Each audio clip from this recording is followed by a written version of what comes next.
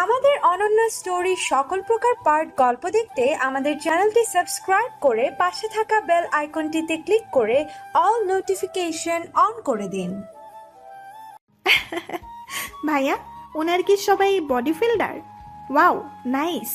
কথাটা বলতে দাঁত কেলিয়ে হাসলো এশা। পাশ থেকে আদ্র খোঁচা মেরে বলে উঠল, চুপ কর বেয়াদব মহিলা। আদ্রের হাতে খোঁচা খেয়ে এশা চুপসে গেল। মুখে হাত চেপে শটান হয়ে দাঁড়ালো। এশার কথায় মুখ টিপে হাসলো রাতুল। গলা খাকারি দিয়ে বলল, না, আমরা কেউ বডি বিল্ডার তো নই, তবে পার্সোনালি আপনি চাইলে আমি জিমে ভর্তি হয়ে যেতে পারি। এশা থতমত খেলো রাতুলের কথায়। রাতুলকে খোঁচা মেরে দাঁত কেলিয়ে বলে উঠল মীর। ডোন্ট মাইন্ড, একটু মজা করে নেয় মাঝে মধ্যে। এশা জোরপূর্বক হাসার চেষ্টা করে বলল, নো নো, ইটস ওকে ভাইয়া। রাতুল, ইনান এবং মীর একসাথেই বলে উঠল। এশা চোখ জোড়া বড় করে তাকালো। এশার রিয়াকশন মুখে হাত চাপলো তিনজনে। রাতুলের পেছন থেকে মীর তার কাঁধে হাত রেখে বলল, রিল্যাক্স ডু, আমার মধ্যে তোদেরও বিয়ে হবে না। রাতুল ফুস করে নিঃশ্বাস ছেড়ে বলল। ইয়া, শাবাব সবার কাণ্ড দেখে হেসে উঠল। রাতুলের কাঁধে হাত রেখে বলল, मैं हूं ना, just chill. Okay guys, let's introduce. এই হলো রাতুল, ইনান এবং মীর। আর গাইস, ওরা হলো হিরের ফ্রেন্ড আদ্র, এশা এবং মিলি। রাতুল লাজুক হেসে এশার উদ্দেশ্যে বলল। হ্যালো ঈশা। এশা মুচকি হেসে জবাব দিল, হ্যালো ভাইয়া। আমার ভাইয়া। রাতুল এক হাতে মুখ আর অন্য হাতে বুক চেপে ধরে শাবাবের দিকে তাকালো। শাবাব রাতুলকে চোখের ইশারায় শান্ত হতে বলল। অতঃপর হীরের দিকে ইশারা করে বলল, আর এই হলো হির, ওরা আমার ফ্রেন্ড। সে হাই। হীর সবার দিকে এক পলক তাকিয়ে মৃদু হেসে বলল, হাই রাতুল ভাইয়া, হাই ইনাম ভাইয়া, হাই মীর ভাইয়া। হীরের হাই গ্রহণ করে সবাই একসাথে বলে উঠল। হ্যালো ভাবি। হীর চোখচূড়া গোল গোল করে পাকিয়ে বলল, উপোস, সরি, গলতি সে সিস্টেম। শাবাব মুখে হাত চেপে অসহায় চোখে তাকালো সবার দিকে। বর এসেছে কথাটা শোরগোলের মাঝে কানে ভেসে আসতেই একটা পুরো জনগোষ্ঠী ভিড় করলো গেটের সামনে। শাবাব এবং তার বন্ধুরা তার সাথেই গিয়েছিল বরকে গাড়ি থেকে নিয়ে আসতে। ফলে তারা সবাই এখন বরের পাশে দাঁড়িয়ে আছে। তারা এপাশ থেকে কনে পক্ষের বেশিরভাগ আত্মীয় স্বজনরা ভুলে গেছেন শাবাব এবং তার বন্ধুরা কনের বাড়ির লোক। শাবাব এত হইচইয়ের মাঝে বুকে এক হাত জড়িয়ে অন্য হাতে মুখ চেপে ধরে সবার কাহিনী দেখছে। পাশ থেকে রাতুল বোকা গলায় বলে উঠল, হ্যাঁ রে বন্ধু, বিয়ে খেতে এসে কি বরপক্ষের হয়ে টাকা দিতে হবে নাকি? দূর বেটা, চুপ কর না। দেখছিস মহিলাগণ চেঁচিয়ে চেঁচিয়ে মাথা ধরিয়ে দিচ্ছে। শাবাবের কথা মাঝপথে থামিয়ে দিয়ে বলে উঠল ইনান। ভাই ভাবি। ইনানের হ্যাঁ সূচক রিয়াকশনে কপাল কুঁচকে তার দৃষ্টি অনুসরণ করে তাকালো শাবাব। সামনে 4-5টা মেয়ের আড়ালে দাঁড়িয়ে আছে তার স্বপ্নের রাজকন্যা। ঠোঁটে গাঢ় লাল লিপস্টিকে বারবার ঝিলিক দিচ্ছে তার অসাধারণ হাসি। চোখের দৃষ্টি মাটিতে বিদ্ধ হতেই চিকচিক করে উঠল চোখের পাপড়ি। এক ঝাঁক চুল চুম্বন করে গেল তার লাল আভায় ঘেরা থাকা গালটা। ডান হাতের ন্যায় তাদের শাস্তি স্বরূপ কানের পাশে গুজে দিতেই টুংটাং আওয়াজ করলো কানের ঝুমকোখানা। ডান হাতটা নেমে এসে কাঁধে ঠেকলো। আন্দাজেই শাড়ির আঁচলটা খানিক টেনে দিল। চোখ পড়ল গলার ভারী নেকলেসটার উপর। আরে এটা তো সেই নেকলেসটা যেটা তারা দুজন মিলেই পছন্দ করেছিল। কি দারুণ মানিয়েছে পরিটাকে। শাড়িটা পার্পেল রঙের, অসাধারণ মানিয়েছে। হীরের হাতটা কোমরের কাছে নেমে আসতেই শাবাবের বুকের ভেতর মোচড় দিয়ে উঠল। আকর্ষণীয় কিছু দর্শন হওয়ার ভয়ে মাথা নিচু করে ফেলল। কিন্তু কি ভেবে বেহায়া মনটা সায় দিল, কারণ তার অধিকার আছে সব কিছুতে। এই ভেবে স্বস্তি নিয়ে আবার তাকালো। হীর শাড়ির আঁচলটা হাতে ভাঁজ করে ওঠাতেই গলা শুকিয়ে এলো শাবাবের। হীর কোমর বন্ধনী পড়েছে, শাড়ির আঁচল ভেদ করে জলজল করছে সেখানে। শাবাব ঢোক গিলে চোখ সরিয়ে নিল। ছোট্ট করে নিঃশ্বাস ফেলে মুখ উঁচিয়ে তাকালো হীরের দিকে। সঙ্গে সঙ্গেই চোখাচোখি হয়ে গেল দুজনের। হীর যেন চমকে উঠল। ধরা পড়া চোরের ন্যায় দৃষ্টি সরিয়ে নিয়ে লুকিয়ে পড়ল কারোর আড়ালে। শাবাবের মনের ভেতর শীতল হাওয়া বইছে। সে মনের অজান্তেই হেসে উঠল। ডান হাতটা উঠিয়ে মাথা চুলকে বর প্রবেশ করানোর মহৎ চিন্তায় মনোনিবেশ করল। না না না, এ মানব না। 30,000 টাকা ছাড়া বরের বিয়ে করার চিন্তা বাদ দিতে হবে। বরপক্ষ উদাসীন দৃষ্টিতে তাকালো। মুহূর্তেই 30,000 টাকা কোথা থেকে টপকে পড়বে। আজকালকার মেয়েগুলো ভীষণ চতুর, বুঝে শুনেই দান চলেছে। শাবাব ঠোঁট কামড়ে তাকালো সামনে। আর কতক্ষণ এদের ঘ্যান ঘ্যান শুনে দাঁড়িয়ে থাকতে হবে? আর বরপক্ষ কেন এত ড্রামা শুরু করলো কে জানে। টাকা দিয়ে দিলেই হয়ে যায়, তাড়াতাড়ি ভেতরে যাও আর তাড়াতাড়ি বিয়ে করো, কেন যে বোঝে না। এই ভাই 10,000 টাকা দে তো। বরপক্ষের কেউ একজন বলে উঠল কথাটা, আর অমনি খেপে গেল মহিলাগণ। শোরগোলে হট্টগোলে ভুবন কাঁপতে লাগলো যেন। শাবাব মুখ কুঁচকে তাকিয়ে আছে সেই লোকের দিকে যে এক্ষুনি বলল 10,000 টাকা দিয়ে দাও। লোকটা সবার ক্ষোভে পড়ে পাশে লুকিয়ে গেল। মেয়েরা আরো চেঁচামেচি হট্টগোল শুরু করে দিল। শাবাব মূর্তিমান হয়ে দাঁড়িয়ে আছে। সামনেই আড়ালে লুকিয়ে লুকিয়ে শাবাবের রিয়াকশন দেখে মুখ টিপে হাসছে হীর। মেয়েদের চেঁচামেচির দরুন তার কানের যে 12টা বেজে গিয়েছে তা ঠিক আন্দাজ করে পারছে হীর। রোদে দাঁড়িয়ে সিদ্ধ হয়ে এমনিতেই মেজাজ সপ্তমে চড়ে আছে তার। পার্পেল রঙের শেরওয়ানি পরেছে সে। দেখে মনে হচ্ছে বিয়েটা বোনের নয়, তার নিজেরই। মাথায় সিল্কি চুলগুলো এক ভাঁজে গোছানো আছে। বিরক্তিতে কপালখানা কিঞ্চিত কুঁচকে আছে। এক হাত কপালে ঠেকিয়ে ক্রমশই বিরক্তি চেপে আছে। নিচের ঠোঁটখানা কামড়ে ধরে রেখেছে। ঘন পল্লব ঘেরা চোখ দুটো সরু আকার নিয়েছে। ইস ইস, হীর হঠাৎ অদ্ভুত শব্দ উচ্চারণ করে লাজুক হাসল। শাবাবের থেকে দৃষ্টি সরিয়ে পুনরায় লুকিয়ে পড়ল আড়ালে। কোনে পক্ষের কাছে পেরে উঠল না বরপক্ষ। দাবি করা টাকাই তাদের বুঝিয়ে দিতে হলো। মেয়েরাও টাকা হাতে পেয়ে খুশি মনে বরকে বরণ করে ভেতরে ঢুকতে দিল। বরকে আসনে নিয়ে বসিয়ে কনেকে ডাকা হলো। অতঃপর কাজীকে নিয়ে আসা হলো। প্রথমে খাতিরদারি করে অবশেষে বিয়ে পড়াতে বসলো।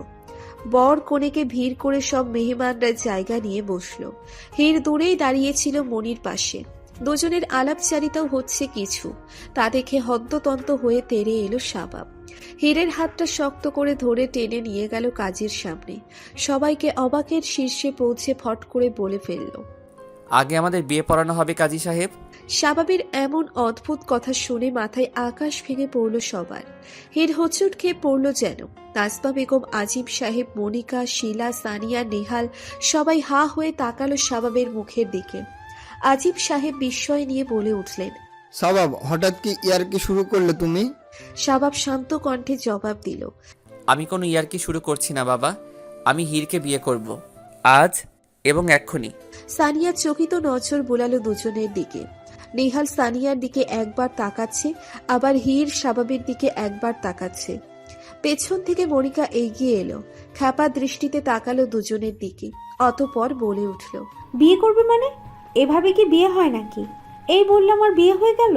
বিয়েতে কত নিয়ম কানুন থাকে, আর সবচেয়ে জরুরি ছেলেমেয়ের দুজনের মত। তুমি বলছো বিয়ে করবে, কিন্তু হীর ও তো কিছুই বলছে না। শাবাব মনিকার দিকে তাকিয়ে বাঁকা হাসল।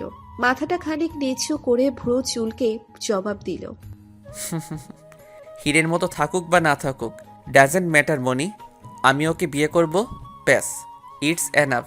হোয়াট ভাইজান, আপনি কিছু বলবেন না? আপা?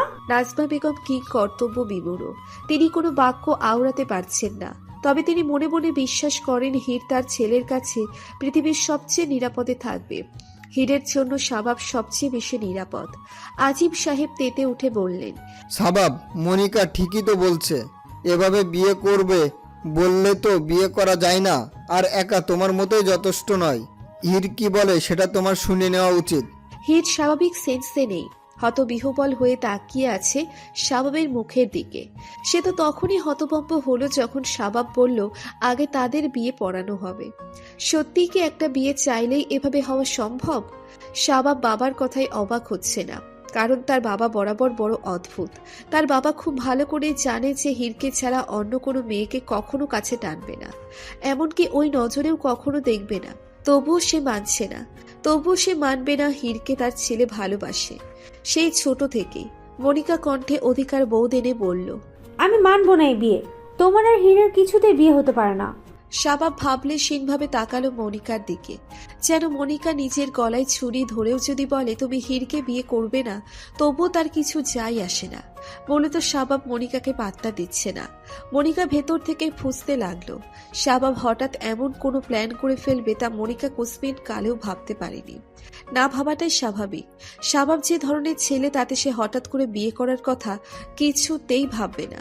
প্রথমত তার বাবার বিশাল সম্মানের কথা ভাববে।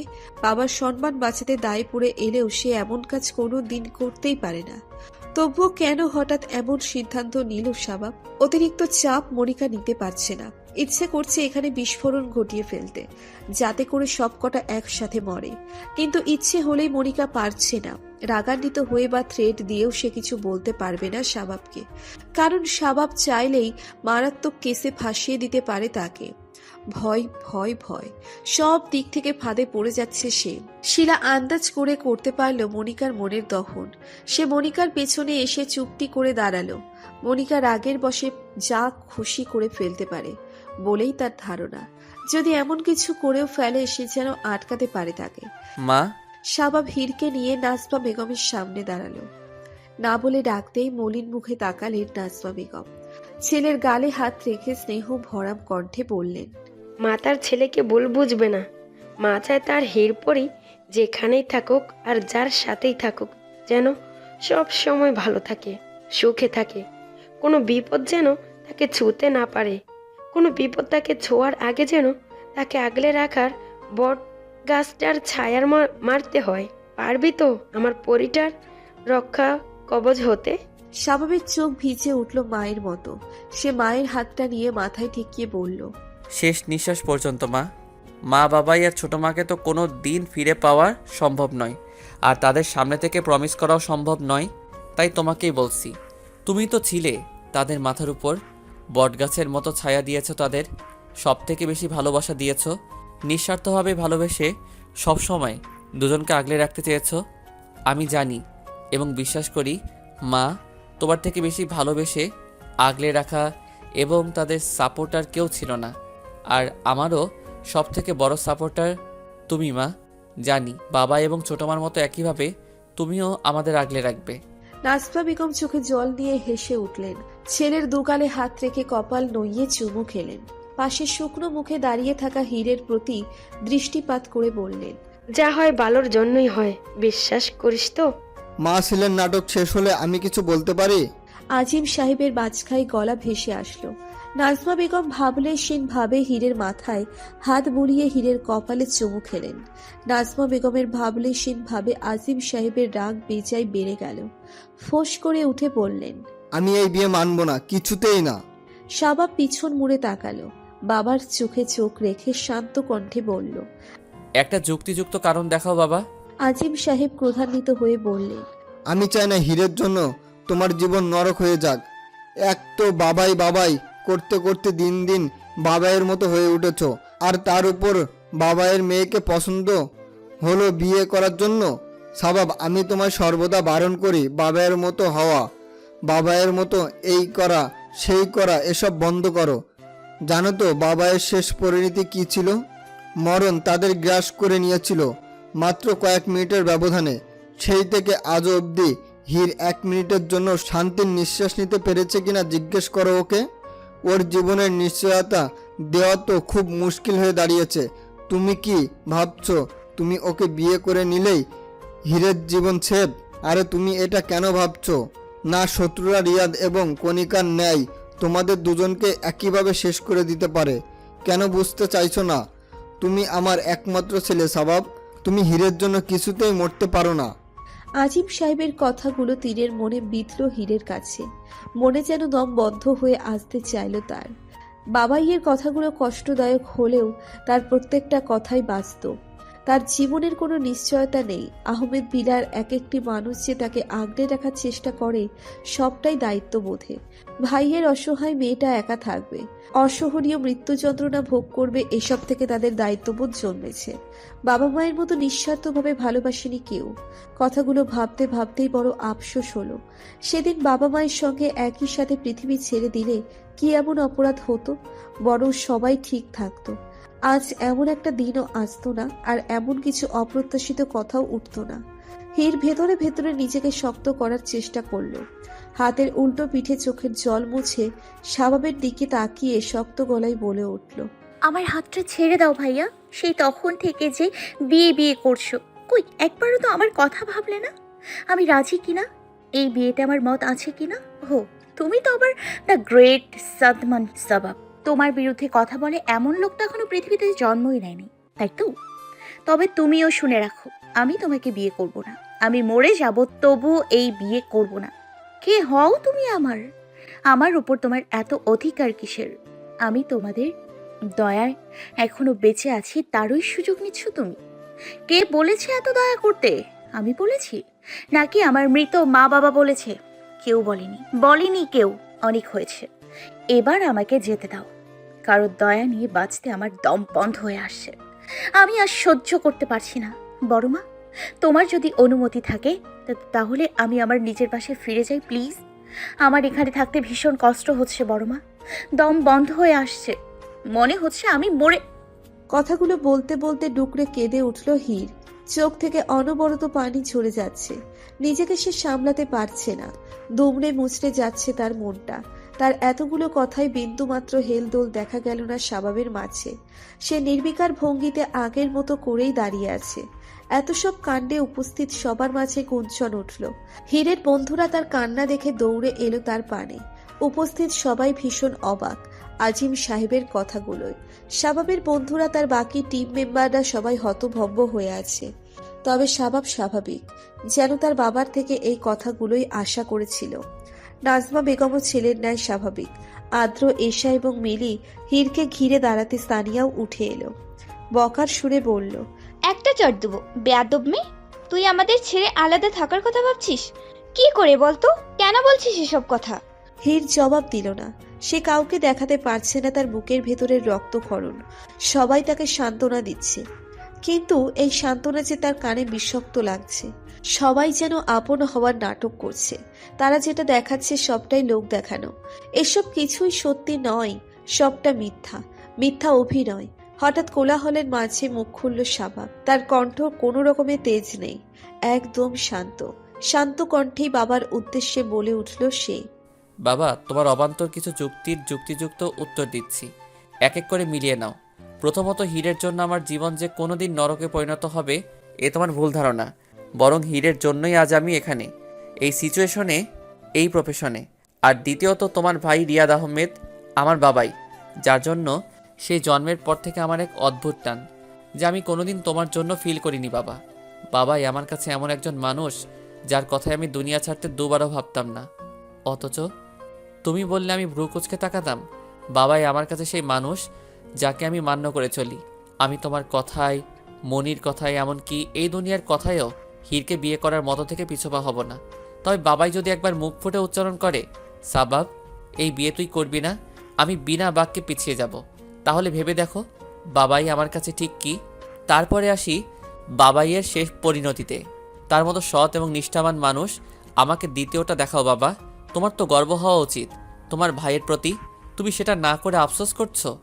বাবা, আমার মৃত্যুতে ভয় নেই। কাপুরুষের মতো লেজ গুটিয়ে মরার চেয়ে বাবাইয়ের মতো সততা এবং নিষ্ঠা নিয়ে মরা ঢের ভালো। বাবা, তুমি খুব ভালো করেই জানো বাবাইয়ের দুর্বলতা কী ছিল। তার আপনজনের প্রতি দৃঢ় বিশ্বাস, আর সেটাই তার কাল হয়ে দাঁড়িয়েছে। কিন্তু আমার কোনো দুর্বলতা নেই, আর না আছে মুখোশধারী কোনো আপনজনের প্রতি অটুট বিশ্বাস। বাবা, তুমি ভাবছো আমি তোমার একমাত্র ছেলে, কিন্তু এটা ভাবছো না হীর তার বাবা মায়ের একমাত্র স্মৃতি, শেষ স্মৃতি। তাদের ভালোবাসার শেষ চিহ্নই মেয়েটা, তাকে তুমি হারাতে দ্বিধা করো না।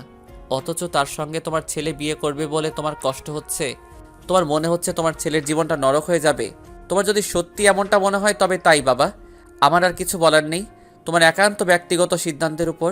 আমি সাদমান সাবাব, এই মেয়েটাকে বিয়ে করে আগলে রাখার ক্ষমতা আমার আছে, আর আস্তে আস্তে সেটাই সবাই দেখবে সাদমান সাবাবের রাগ, দেখবে তার ক্ষোভ। অনেক পাল্টাঘাত তো সহ্য করে নিয়েছি বাবা, এবার তারা প্রস্তুত হোক সাবাবের ক্ষোভ থেকে নিজেদের বাঁচাতে। কাজী সাহেব, বিয়ে পড়ানো শুরু করুন। শাবাবের কথাগুলোই থম মেরে বসে পড়লেন আজিম সাহেব। মনিকা নিজেকে কোনোভাবেই আর সংযত করতে পারছে না। সে রেগে মেগে প্রস্থান করলো। নাজমা বেগম মনে মনে হাসলেন। একইভাবে মনে মনে খুশি হলো শাবাব এবং হীরের বন্ধুরা, সানিয়া, নেহাল এবং শাবাবের পুরো টিম মেম্বাররা। সবাই স্বস্তির নিঃশ্বাস ফেলল। শাবাব হীরকে নিয়ে কাজী সাহেবের সামনে যেতে নিলেই বেঁকে বসলো হীর। রাগান্বিত স্বরে চেঁচিয়ে উঠে বলল, তুমি কি শুনতে পাওনি কি বলেছি আমি? আমি তোমাকে বিয়ে করব না, ব্যাস। আমার হাত ছাড়ো। শাবাব অগ্নিদৃষ্টি নিক্ষেপ করলো হীরের দিকে, যা দেখে মুহূর্তেই চুপসে গেল হীর। দমে গেল তার রাগ। শাবাব ভারী কণ্ঠে বলল, সাহস থাকলে আর একটা বাক্য উচ্চারণ করো। হীর কেঁপে উঠল ভয়ে। মুখ টিপে হাসলো বাকি সবাই। শাবাব হীরকে টেনে নিয়ে তার পাশের চেয়ারে বসালো। গত 1 ঘন্টা যাবৎ একইভাবে হীরের হাতটা শক্ত করে চেপে রেখেছে নিজের হাতের মুঠোয়। তার উদ্দেশ্য এই একইভাবে সারা জীবন তার হাতটা এভাবেই ধরে রাখবে, কখনো মুঠো আলগা করবে না, ঠিক এভাবেই শক্ত করে রাখবে। ছেলের বাবার নাম? কাজী সাহেব প্রশ্ন করলেন। সানিয়া আগ বাড়িয়ে বলে উঠল, কাজী সাহেব, পাত্র আমার ভাই। কাজী সাহেব মাথা নেড়ে বললেন, আচ্ছা আম্মা, মেয়ের বাবা মায়ের নাম বলুন। হীর অশ্রুসিক্ত চোখে তাকালো নাজমা বেগমের দিকে। নাজমা বেগম এগিয়ে এসে হাত রাখলেন হীরের মাথার উপর। হীরের মাথায় হাত বুলাতে বুলাতে কাজী সাহেবের উদ্দেশ্যে বললেন, মরহুম রিয়াদ আহমেদ এবং মরহুমা খনিকা নূর। নাম দুটো নিতে নিতে তার চোখেও ভরাট হয়ে উঠল। শাবাব হীরের হাতটা আরেকটু শক্ত করে চেপে ধরল। হীর মাথা কি নিচু করে চোখ বুঝতেই তার চোখের জলে হাত ভেসে উঠল শাবাবের হাত। শাবাব চাপা দীর্ঘশ্বাস ফেলল। পেছন থেকে তার কাঁধে হাত রাখল সানিয়া। কাজী সাহেব নাম দুটো শুনে একবার মুখে উঁচিয়ে তাকালেন, ফের মাথা ঝুলিয়ে ঢুলিয়ে নাম লিখে বিয়ে পড়াতে শুরু করলেন। সানিয়ার বিদায়ে নিচে নামেনি হীর। বিয়ে পড়ানোর পর পেরিয়ে গেল ঘন্টা 3। সেই থেকেই নিজেকে ঘরবন্দি করেছে তিনি। নাজমা বেগমের আদেশে তাকে আর কেউ বিরক্ত করেনি। ঘড়ির কাঁটা 11টার ঘরে স্থির। বালিশে মুখ গুজে পড়ে আছে হীর। পাশে ফ্রেমে বাঁধানো বাবা মায়ের ছবি। মায়ের মুখে হাত বুলাচ্ছে সে, আর এলোমেলো সব কথা বলছে। শাড়ির আঁচল মাটিতে লুটোপুটি খাচ্ছে। মাথার চুল এলোমেলো হয়ে আছে। সেদিকে ভ্রুক্ষেপহীন হীর। সে আন মনে কথা বলছে। পেছন থেকে মাথার উপর কেউ হাত বাড়ালেই মা বলে চমকে ওঠে হীর। মানুষটার মুখ না দেখে শক্ত করে জড়িয়ে ধরল তার কোমর। আবারও মা বলে কেঁদে উঠল। নাজমা বেগম নিজেকে সংযত রেখে মায়ের মতো স্নেহ করে আগলে নিলেন হীরকে। কোমল স্বরে প্রশ্ন করলেন, এত দুঃখ কিসের আমার মেয়েটার? হীর ফোপাতে ফোপাতে জবাব দিল, বাবাই আমাকে ভালোবাসে না মা, কেবল দায়িত্ববোধ থেকে আমাকে এতদিন আগলে রেখেছে, ভালোবাসা থেকে নয় মা। দায়িত্ববোধ আর ভালোবাসার মাঝে অনেক আকাশ পাতাল পার্থক্য। দায়িত্ব মানুষ বাধ্যবাধকতা থেকে নেয়, আর ভালোবাসা সে তো কেবল মন থেকেই আসে। তাহলে কি বাবাই আমায় কোনো দিনও ভালোবাসতে পারেনি মা? নিজের মেয়ের জায়গায় একটু ভাগ দিতে পারেনি? কেন পারেনি মা? আমি তো বাবাইকে খুব ভালোবাসি। আমি তো পেরেছি বাবার শূন্য জায়গাটা বাবাইকে দিতে। তাহলে বাবাই কেন পারলো না মা? কেন পারলো না? নাজমা বেগম বুঝতে পারলেন হীরের মনের অবস্থা। আজিব সাহেব কথাগুলো মেয়েটাকে ভেতর থেকে ভেঙে দিয়েছে। খুব কষ্ট পেয়েছে মেয়েটা। সত্যিই তো সে তার বাবার শূন্য জায়গাটায় ওই মানুষটাকে বসিয়েছে। নিজের বাবার থেকে বেশি ভালোবাসতো। এরপরই বাবাইয়ের উপর খুব অভিমান হচ্ছে। বাবাইয়ের কথায় খুব কষ্ট পেয়েছো হিরপরি? বাবাইকে ডেকে কি বকে দিব মা? কেন এত কষ্ট দিল হিরপরিটাকে? খুব করে বকতে হবে তো বাবাইকে। বাবাইটা দিন দিন বড্ড পচা হয়ে যাচ্ছে, তাই না সোনা মা? না মা, বাবাইয়ের উপর আমার কোনো অভিমান হয়নি। না, আমি বাবাইয়ের কথায় কষ্ট পেয়েছি। বাবাই আমাকে নিয়ে যা ভাবে বাবাই সেটাই বলেছে। এখানে বাবাইয়ের কোনো দোষ নেই। আমিই হলাম এমন হতভাগী যে... নাজমা বেগম হীরের মুখে হাত চেপে তার কথা থামিয়ে দিলেন। হীরেরও সামনে বসে বকার সুরে বললেন, একদম নিজেকে হতভাগী বলবি না, বলে দিলাম।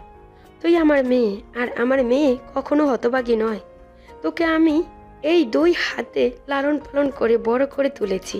তুই আমার কণিকা, আর রিয়াদের শেষ স্মৃতি রে মা। সোনার খনি তুই আমার, যাকে তার বড় মা নিজের জীবনের থেকেও বেশি ভালোবাসে। নিজের সবটা দিয়ে তার বড় মা তাকে আগলে রেখেছে। সেখানে তুই একজন লোক কি বললি বা না বললো, তাতে কি আসে যায় বলতো? বড় মা আছে না তোর পাশে, আগলে রাখবো সব শকুনের নজর থেকে, তবুও বলবি তুই হতভাগী? হীর ফুপিয়ে উঠল। বড় মাকে ভুল করে মা ভেবে অনেক কথা বলে ফেলেছে সে। খারাপ লাগাটা এক ধাপ বেড়ে গেল যেন। মাথা নিচু করে নিজেকে সামলানোর বৃথা চেষ্টা করতেই নাজমা বেগম আবারও বলে উঠলেন, বাবাইকে বাবার জায়গায় বসাতে পারলে বড় মাকে কি মায়ের জায়গায় বসানো যায় না? হীর মুখ কুচিয়ে তাকালো, চোখ ভর্তি জল, ঠোঁট কানা কাঁপছে কান্নার বেগে। ঠোঁট কামড়ে ধরে কান্নার বেগটা সামলাতে চেষ্টা করলেও ব্যর্থ হলো। হাউমাউ করে কেঁদে উঠে চাপটে ধরল বড় মাকে। নিজেকে আর নিয়ন্ত্রণ করতে পারল না হীর। ভেতরটা বড্ড বেশি ছটফট করছে অসহনীয় যন্ত্রণায়। মনি এখনো বিয়ে করেনি? ইনান প্রশ্ন করল। শাবাব ছাদের কার্নিশে হেলান দিয়ে দাঁড়ানো, বুক ফুলিয়ে নিঃশ্বাস ছেড়ে বললেন, না। তরিত উদ্বিগ্ন কণ্ঠে বলল, কি বলছো, এটা সত্যি? হ্যাঁ সত্যি। ছোট মা এবং বাবাইয়ের খুন হওয়ার 2 বছর আগে মনি একবার এসেছিল এই দেশে। বেশ কদিন ছিল এখানে। তখন মনিকে দেখলেই আমার কেন যেন অদ্ভুত লাগতো, স্বাভাবিক মনে হয়নি কোনো দিন।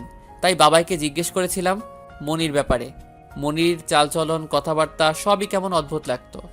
মনে হতো মনির মনে এক, বাইরে আরেক, মানে ভেতরে এক রূপ, বাইরে অন্য রূপ।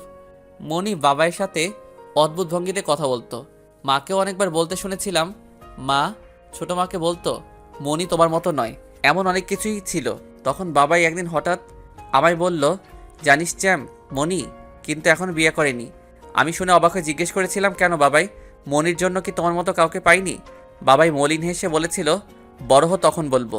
ব্যাস এইটুকুই শুনেছিলাম বাবাইয়ের থেকে, আর কখনো জানা হয়নি। রাতুল ভাবুক কণ্ঠে বলল। বাই দা এনি চান্স মনি কি রিয়াদ স্যারকে পছন্দ করতেন? মীর ফট করে উত্তর দিল, হতেই পারে। ইমন এবং তরি মুখ চাওয়াচাবি করল। তরি দ্বিধায় পড়ে বলল, ব্যাপারটা কি এমন ছিল? মনি রিয়াদ স্যারকে ভালোবাসতেন আর রিয়াদ স্যার কণিকা ম্যামকে? শাবাব দীর্ঘশ্বাস ছাড়ল, আকাশের পানে মুখ তুলে বলল, এর জবাব মনি দিবে। কিন্তু কিভাবে? সবার কণ্ঠেই উদ্বেগ। শাবাব জবাব দিল না। কিছুক্ষণ আকাশের পানে মুখ তুলে তাকিয়ে রইল, মনে মনে কোনো কিছুর হিসাব কষে। তারপর বলল, কাল থেকে আমাদের নিউ মিশন স্টার্ট হবে, আর সেই মিশনে থাকবে শিলাকে যে কোনোভাবে ফাঁসানো। মনিকে হুট করে ফাঁসানো সম্ভব নয়, তাই শিলাই হবে বলির পাঠা। শিলা মনির ডান হাত, মনির বেশিরভাগ কুকর্মের সাক্ষী ছিল। তরিক সঙ্গে সঙ্গে জবাব দিল, আমারও সেটা মনে হয়। শিলাকে ফাঁসাতে পারলেই মনির জায়গাটা নড়বড়ে হবে, অ্যান্ড দেন মনিকা পাকড়াও করা ইজি হবে। শাবাব মাথা নেড়ে বলল, তবে একটা ডাউট আছে। আমার মনে হচ্ছে মনিকাল দেশ ছাড়বে। ইনান, মীর এবং রাতুল তিনজনে মুখ চাওয়াচাবি করে বলল, জানি না, তবে যদি আমার আশঙ্কা সত্যি হয় তাহলে আমাদের প্ল্যান কি আগে করতে হবে? তরি বলল, প্ল্যান বি। শাবাব হ্যাঁ সূচক মাথা নাড়ল। মনিকে ফলো করে মালয়েশিয়া যেতে হবে। মীর অবাক কণ্ঠে বলল, কি বলছিস? ইয়েস, আর মনিকে ফলো করে তরি এবং মিম যাবে। তোদের দুজনের সঙ্গে আভিক এবং কিরণও যাবে। তোরা দুজন ওদের টিম লিডার থাকবি। এদিকে আমাদের আগের একটা প্ল্যান ছিল, রাঙামাটি মিশন। রাতুল বলল, Rangamati mission? Yup, Rangamati mission. একটা ছেলের খোঁজ করা সিয়াম নামের। আমার মনে হয় ওর পরিবারের সাথে কোনো না কোনোভাবে কানেক্টেড বাবাইয়ের মার্ডার কেস। কিছু একটা আছে, সেটাই খুঁজে বের করতে হবে। মীর প্রশ্নবিদ্ধ মুখ করে তাকালো। তুই বরং টিকিট কেটে রাখ, কোনোভাবে আমার সন্দেহের সাথে মিলে গেলে ব্যাস মনির খেল খতম। আরে তুই বরং 6টা টিকিট কাট। তোদের 4 জনের সঙ্গে ইভান এবং মাহাদিও যাবে। Okay sure. তরি রেডি থেকো, আমাদের প্ল্যানিং অ্যাট এনি টাইম কাজে লাগতে পারে। তরি চোখ ঝাপটে বলল, ইয়েস। আমি বরং বাকিদের ইনফর্ম করে দেই। রাতুল বলল, আচ্ছা সব ঠিক আছে ভাই, কিন্তু রাঙ্গামাটি মিশনে কি তুই একা যাবি? আপাতত একাই যেতে হবে, ভাবছি হীরাকেও নিয়ে বোঝাবো। ইনান বাদ সেদে বলল, নো ওয়ে, এই মুহূর্তে তোকে আর ভাবিকে কিছুতেই একা ছাড়বো না আমরা। আমি আর রাতুল তো পেয়েই থাকবো, আমরা দুজনে যাচ্ছি তোর সাথে। শাবাব না করতে নিলেই সবাই একসাথে বারণ করলো শাবাবকে। বিপদ বলে কয়ে আসবে না, সব সময় সাবধানে থাকাই উচিত। শাবাব তার বন্ধুদের সাথে মিটিং শেষ করে নিজের রুমে ফিরল রাত 2টোয়। শাবাবের ধারণা ছিল এতক্ষণে হীর ঘুমিয়ে পড়েছে, কিন্তু সে রুমে ঢুকে তেমন কিছুই আবিষ্কার করতে পারল না। তার পুরো ফাঁকা পড়ে রয়েছে। হীর তো দূরে, হীরের একটা চুলও এ ঘরে প্রবেশ করেনি। শাবাব আর এক মুহূর্ত দাঁড়ালো না। সোজা চলে গেল হীরের রুমে। হীরের রুমের সামনে এসে দাঁড়াতেই ভেসে এলো মিলির কণ্ঠ। এ কেমন পাগলামি তোর? বিয়ের পর মেয়েরা তার স্বামীর ঘরে থাকে না তো কোথায় থাকে? হির শাবাব ভাইয়া তোর এসব কথা শুনলে কি ভাববে বলতো? পাগলামি করিস না, চল আমরা তোকে শাবাব ভাইয়ার ঘরে দিয়ে আসি। হীর জেদ ধরা গলায় বলল, কিসের বিয়ে আর কেমন স্বামী? আমি কোনো বিয়ে মানি না। আমি আগে যেমন আমার ঘরে ছিলাম এখনো তেমন আমার ঘরেই থাকবো। তো আপনি কি বলতে চান? আমি আরেকটা বিয়ে করে ঘরে আরেকটা বউ তুলবো? আকস্মিক শাবাবের গলা পেয়ে ধরপড়িয়ে উঠল এশা মিলি। হীর রাগান্বিত চোখে তাকালো শাবাবের দিকে। এশা মিলি অসহায় চোখে মুখ চাওয়াচাওয়ি করছে। হীর বিরক্ত কণ্ঠে জবাব দিল, তোমার ইচ্ছে, আমি এ বিয়ে মানি না, ব্যাস। মিলি, তোর বান্ধবীকে বলো বেশি ঘাটতারামি না করে যেন আমার রুমের থেকে চলে যায়। মিলি পড়ল বাঁকে। হীরের হাত ধরে অসহায় কণ্ঠে বলল, হির কথা বাড়াচ্ছিস কেন বলতো? যা না। হীর তেতে উঠে বলল, বললাম তো যাব না, আমি আমার রুমেই থাকবো। মিলি ওকে যেতে বলো। মিলি ওকে বলে দে আমি কোথাও যাব না। হির, এবার কিন্তু কপালে দুঃখ আছে তোর। শাবাবের কথায় মিলি এবং এশা দুজনে আঁতকে উঠে মুখ চেপে ধরল। হীর ডোন্ট কেয়ার ভাব নিয়ে দাঁড়িয়ে আছে। শাবাব হীরের দিকে তেড়ে যেতেই মিলি আর এশা ছুটে পালালো রুম থেকে। হীর তাদের যাওয়ার পানে তাকিয়ে দমে গেল, কিন্তু প্রকাশ করল না। একই রকম জেদ নিয়ে দাঁড়িয়ে রইল। শাবাব হীরের কাছাকাছি গিয়ে দাঁড়াতেই হীরের গলা শুকিয়ে কাঠে পরিণত হলো। তবুও উপরে উপরে একই জেদের ভঙ্গিমা নিয়ে দাঁড়িয়ে রইল। শাবাব শান্ত কণ্ঠে বলল, কথা না বাড়িয়ে রুমে যা। আজ থেকে ওটা তোর রুম। ওই ঘরের প্রত্যেকটা জিনিস এখন আমাদের দুজনের। হির, আমার সব কিছুতে আজ থেকে তোর যেমন অধিকার, ঠিক তেমনি তোর সব কিছুতে আমারও সমান অধিকার। হীর রুক্ষ স্বরে বলল, কোনো অধিকার নেই। না আমার কোনো জিনিসে তোমার অধিকার আছে, আর না তোমার কোনো জিনিসে আমার অধিকার আছে। দেখো ভাইয়া, আমি কিন্তু বারবার বলছি আমি মানি না এই বিয়ে। আমি মানি না তুমি আমার স্বামী, আর এটাও মানি না আমাদের কারোর ওপর কারোর কোনো অধিকার আছে। শাবাব অধৈর্য হয়ে উঠল। গাল ফুলিয়ে নিঃশ্বাস ছেড়ে বলল, জেদ করিস না, এর ফল কিন্তু ভালো হবে না। ভালোভাবে বলছি, চুপচাপ রুমে যা। তোর শরীর ভালো নেই, গতকালের অ্যাক্সিডেন্টের কথা ভুলে গিয়েছিস? তোর শরীর এখন অনেক দুর্বল, তারপর আবার আজকের সর্বদিনের ক্লান্তি, সব মিলিয়ে এই মুহূর্তে জেদ না দেখিয়ে তোর রেস্টের প্রয়োজন। আমার শরীর একদম ঠিক আছে, আর সারা দিনে কোনো ক্লান্তিও নেই আমার। এখন তোমার যদি মনে হয় আমি ক্লান্ত, আমার রেস্টের প্রয়োজন, তাহলে আমি এই ঘরেই রেস্ট নেব আর এই ঘরেই থাকবো। আমাকে কেউ এই ঘর থেকে নিয়ে যেতে পারবে না। আমাকে রাগাস না হির। কেন? রাগলে তুমি কি করবে? হ্যাঁ, আমি ভয় পাই নাকি তোমার রাগকে? শাবাব নিজেকে যথাসম্ভব কন্ট্রোল করার চেষ্টা করছে। এখন রাগ নয়, হীরকে ভালোবেসে বোঝাতে হবে। কারণ আগে যাই ঘটুক, বিয়েটা তো হীরের অমতেই হয়েছে। আর বাবার কথাগুলো খুব আঘাত করেছে হীরের মনকে। শাবাব দীর্ঘশ্বাস ফেলল, হীরের দিকে নির্মল দৃষ্টি নিক্ষেপ করল। হীরের কাছে আর এক পা এগিয়ে হীরের হাত জোড়া আলতো করে তুলে নিল, কোমল গলায় বলল,